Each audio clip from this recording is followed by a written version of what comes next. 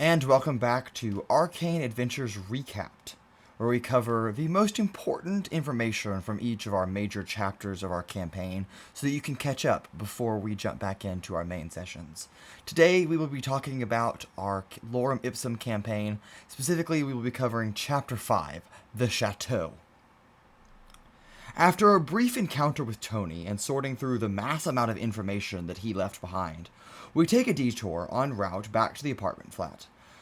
Paloma and Ultrix split off to investigate the Tonic Intoxica, Tony's tavern, now abandoned, while Pura and Rancor attempt to disguise themselves as Tony and a beggar to gain access to the upper floors of the Silver Serpent Casino here in Provenere, to find, maybe hopefully, some of Tony's clientele connections.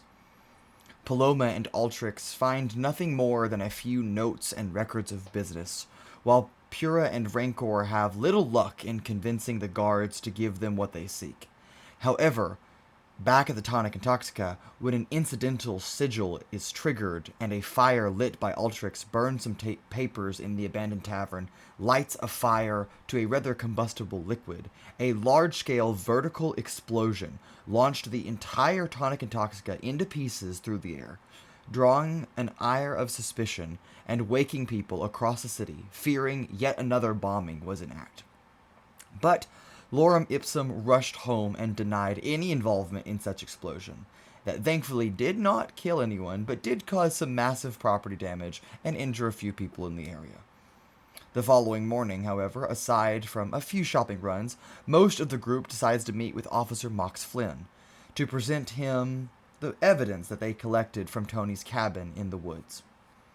Mox has plenty of questions concerning the information that they found, and yet, despite all of that, he also would like to prompt the group to perhaps take a walk with him, being appreciative and thankful of their work. In the wake of Tony finding an artifact, and the wake of the attack in general, all the more reason to be thankful of incoming authorities, unless, as suggested by Lorem Ipsum, that is part of a grand plan that perhaps Tony was looking into all along. Perhaps all of these things may be connected.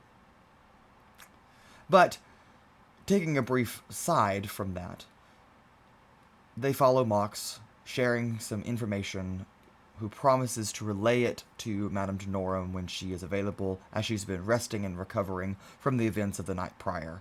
But in the midst of this, on their short walk, he takes the party to a historical property on Consilas Hill known as the Kosal Chateau. In the entryway of the chateau is a large chest presented by two red shielders, which contains 2 diamonds, a load of platinum pieces, and 2 scrolled documents. One is a deed giving Lorem Ipsum the ownership of the Kosal Chateau on behalf of the city of Provenere, and the other is an offer to serve as routine consultants, if you will, on the Council of Provenere, which gives us a little bit of flexibility to travel, but now establishes a central hub for our operations here in Provenere. All of this also comes with the unexpected notion that Crater and Yazira will be leaving on a long trip home and then eventually to Elitar Bay over in Escapia, for a hopeful greater shot at making it in the show business. And so now Lorem Ipsum has a little bit of downtime as they gather what they have and begin moving from their apartment to the newly acquired estate.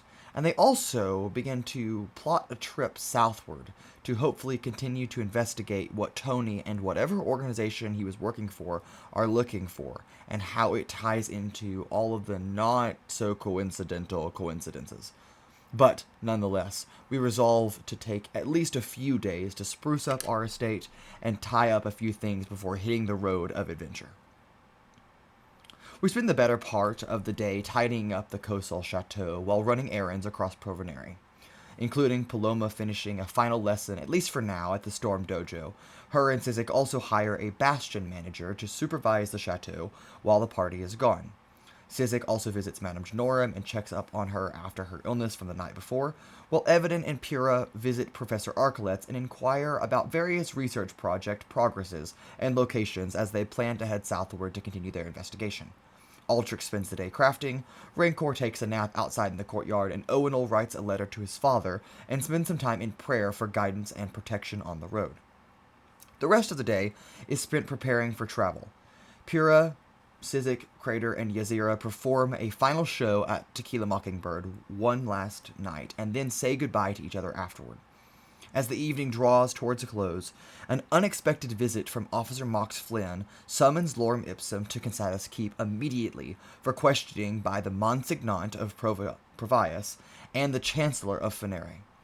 And those talks, surprisingly, went well, with Lorem Ipsum being honest about their work with counselors Janorum and Flynn, and now they were able to return home, finally, for a night's rest as travel is to begin early in the morning. Meeting up with Marigold Burrows, the Bastion manager hired by Sizik and Paloma, in the morning to show her around the coastal chateau and finalize her instructions for the care of their Bastion and estate while they're gone. They then board their carriage and depart the city of Provenere. They take a 6-day journey to the city of Ubenberg, which is marked by good weather, open plains, and mostly peaceful nights, except for one, when a mysterious man named Tovok makes a spontaneous appearance in the camp, asking to sit by their campfire. He hardly speaks, and after about half an hour or so, he gets up and walks into the darkness, and the party chooses to dismiss that and continue on with their evening. They then arrive in Ubenberg, the high-walled construction city in the western Fenarian plains, briefly allowed for a look around the city, making minor merchant runs to the central plaza. Evidin and Sizik drew some cars from an unknown vendor, and some interesting but rather cursed outcomes befall them, but no mind that for now. The party then briefly stops at the Ubenberg Adventuring Guild to speak with the guildmaster Gish Gritman. After a rather uneventful and plainly depressing conversation with this dwarf, they then decide to return to their carriage and set course for Oceavester and Hydroxylvexen, hoping to arrive there in the next week and a half or so. Continuing on the road southbound, Lorem Ipsum is preparing to stop for rest when they come across a familiar cart, at least to some, none other than Aurel.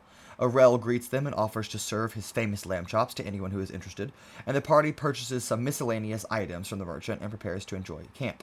However, when Evidin's newfound curse, at least her cravings for blood, send her into a frenzy, we are forced to confront an ally who is no longer in full control of herself. The party is able to learn more about this curse, and also Sizik is able to be identified as cursed as well, though it is an entirely separate arcane effect. But, nonetheless, when they arrive to a conclusion that this is not contagious, it, however, does not seem to be curable at the current station. They are able to work with Aurel to temporarily suppress these effects, but the party realizes that someone will need to donate at least a little bit of their life force each day to keep Evidin alive and well. And with that, them being on the road, they have to wait until their next destination before searching for a more permanent solution. But to the matter at hand, at least, however, Rancor makes an eerie discovery about his longtime quote-unquote friend, Aurel, and the two have a secret, serious conversation about Ozen, Rancor's past, and Aurel's connections to Rancor's father, and also Aurel's knowledge of the mysterious clay arm. Later, on their travels, Evidin and Owenel both have strange, though familiar dreams. As the party travels more southward, the climate warms into a more tropical range. The hills give way to low-lying plains, and then the Canisura salt flats. Pines become oaks, and then redwoods, and they finally pass by a massive freshwater lake as they draw near the outskirts of Oceavester.